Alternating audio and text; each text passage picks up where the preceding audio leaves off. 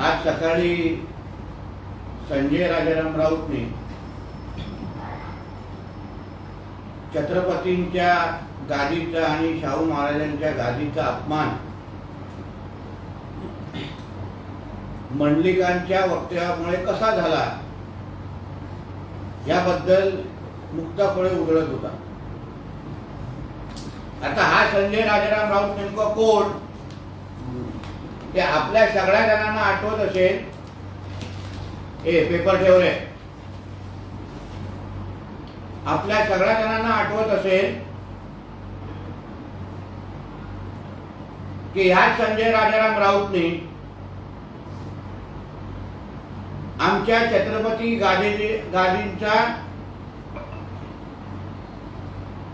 गादीचे पुरावे मागितले होते. म्हणजे छत्रपती गादीचा अपमान किंवा सर्वात मोठा अपमान या संजय राजाराम राऊतनी केलेला होता.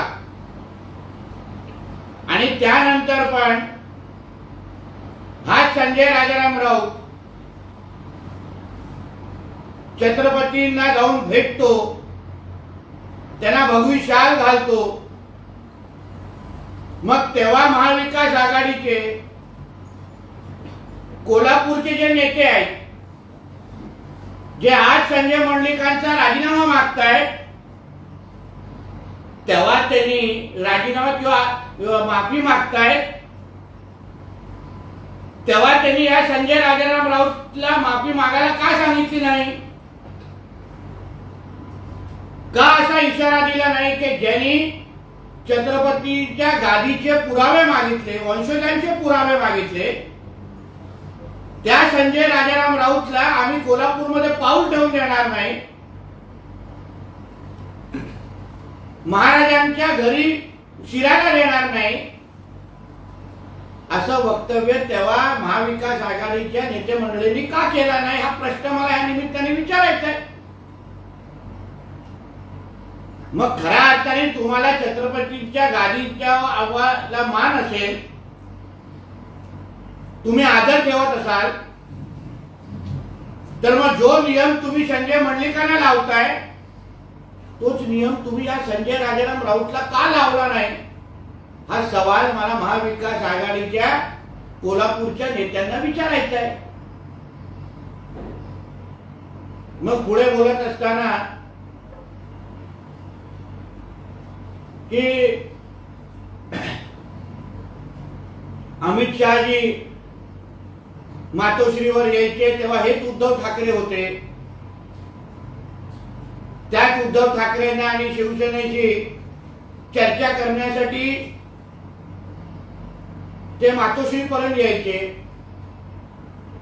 पण या बावळटाला माहित नाही की आदरणीय अमित शहाजी असतील, आदरणीय आमचे देवेंद्र फडणवीस साहेब असतील, किंवा भारतीय जनता पक्षाचा कुठलाही आमचा प्रमुख नेता हा मातोश्रीमध्ये आदरणीय हिंदू हृदय सम्राट बाळासाहेब ठाकरेंच्या बद्दल आदर असल्यामुळे तिथपर्यंत यायचे.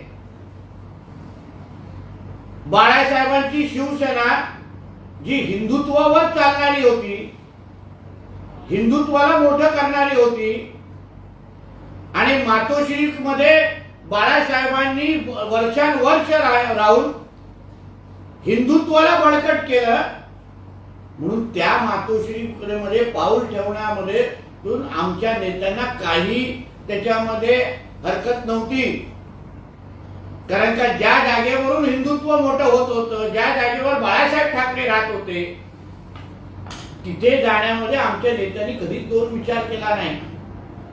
पण आजची मातोश्री आणि आजची ही उभाटा नावाची जी काही उद्धव ठाकरेचा गट आहे, त्यांचा आणि हिंदुत्वाचा काही संबंध आहे का?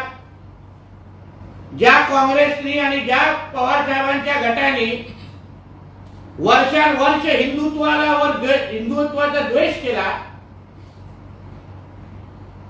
आमच्या रामाचं अस्तित्व विचारणारे काँग्रेस, त्या काँग्रेसवर जाण्याच्या जाण्याचे आणि आज त्यांचे पाय चाटण्याचे प्रकार जे उद्धव ठाकरे करतायत,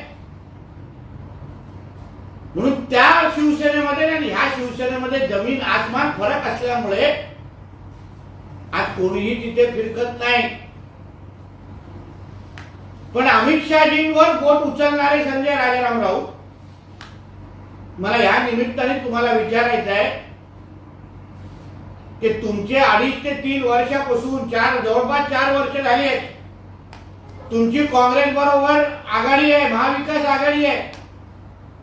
जसे आमचे अमित शहाजी असतील, जसे आमचे देवेंद्र फडणवीस जी असतील, जसे आमचे नितीन गडकरी जी असतील, विनोद तावडे जी असतील, राजनाथ सिंग जी असतील, हे वर्ष मातोश्रीवर आले.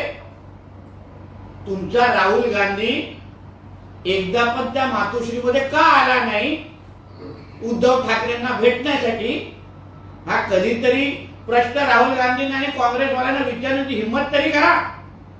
जो मान भारतीय जनता पक्षाच्या नेते मंडळांनी युतीमध्ये असताना उद्धव ठाकरेंना किंवा मातोश्रीला दिला, तो मान आजच्या तारखेला हे काँग्रेसचे नेते मंडळी, काँग्रेसचं नेतृत्व मातोश्रीला देतं का? हा प्रश्न जरा संजय राजाराम राऊतला मला या निमित्ताने विचारायचा आहे. धन्यवाद.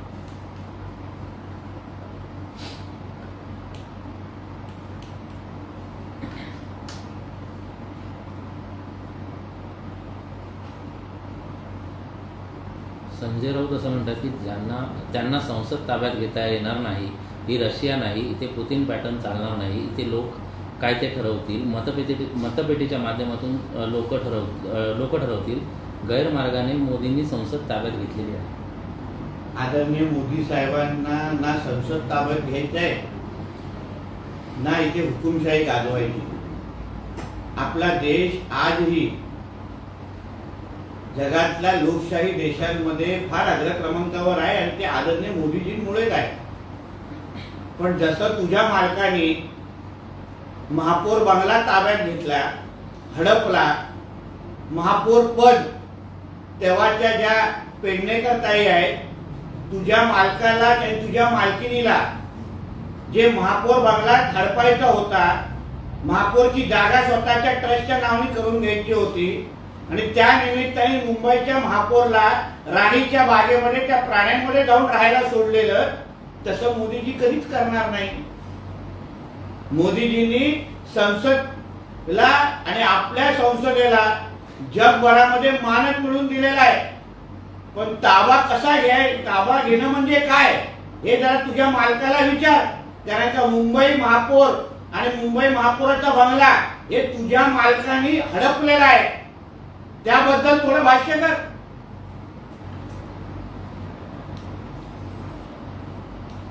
कोल्हापूर हातकणंगले आणि कोकणामध्ये भाजप आणि मिंदे गटाच्या पदाधिकाऱ्यांना जे धमकी सत्र सुरू आहे किंवा जी आमिष दाखवले जात आहेत, याची दखल महाराष्ट्राच्या निवडणूक आयोगाने घ्यायला हवी असं निवडणूक आयोग घेईल ना. तुझ्या सारख्या तीनपाट व्यक्तीकडून आम्हाला लोकांना सल्ले नको आहे. आणि आम्ही आमच्या जनतेशी कसे बोलतो, किती अधिकारवाण्यांनी बोलतो, हा आमच्या आणि जनतेमधले ते नातं आहे आणि संबंध आहे. ज्यांनी एक साधे सरपंचाची पण निवडणूक लढवली नाही, त्यांना मतदारांबरोबर कसे नातं ठेवायचं, कसे संबंध जोपायचे, कशा अधिकारवाण्यांनी बोलायचं हे त्याला आयुष्यात कळणार नाही. अरे ज्या 40 आमदारांनी ज्यांच्या मतांमुळे आज तू राज्यसभेचा खासदार आहेत ना, त्यांना किती तू शिव्या घातलायस. कारण का आमदारांनी मतदान केलं नसतं तर तू आज खासदार पण नसतात. स्वतःच्या मतदारांना अनादर ठेवणाऱ्या व्यक्तीने दुसऱ्यांना मतदारांबद्दल सल्ले देऊ नये.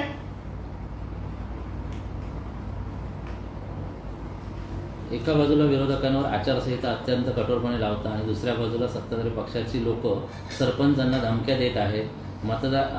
आम्ही हे चित्र लोकशाहीसाठीच आहे का? मतदारांना धमक्या आणि सरपंचांना धमक्या कोणी दिले नाही. सरपंचाकडून हिशोब मागितलेला आणि तो माझा अधिकार आहे आणि मी मागणारच. 4 जून नंतर हिशोब घेऊन बसणारच. कारण का त्या गावाचा विकास हा महायुतीच्या निधीच्या माध्यमातून झाला असल्यामुळे सरपंचांना मला काय संदेश द्यायचा होता तो चांगल्या पद्धतीने कळलेला आहे. सरपंचांनी ते आव्हान स्वीकारलेलं आहे आणि त्याचा रिझल्ट आम्हाला 4 जूनला दिसणार आहे.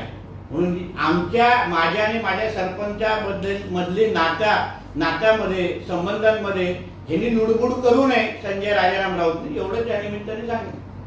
गावित जरी शिवसेनेत असले तरी त्यांना कमळावर तिकीट निवडायचं आहे अशी परिस्थिती आहे. ठाणे कल्याणमध्ये गोंधळाचे चित्र आहे.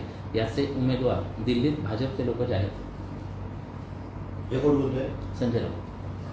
त्यांच्या उभाटाच्या किती उमेदवारांना खरंच मशाल चिन्हावर लढायचंय की हाताचं चिन्ह पाहिजे ह्याचं जरा पहिले चिंता कर आणि मग आमच्या लोकांच्या धनुष्यबाण आणि कमळावर चिंता कर. तुझ्या अर्धे उमेदवारांना मशाल चिन्ह नको आहे.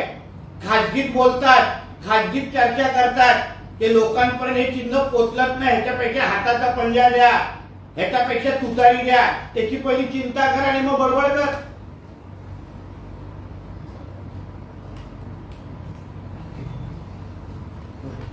Okay, thank you.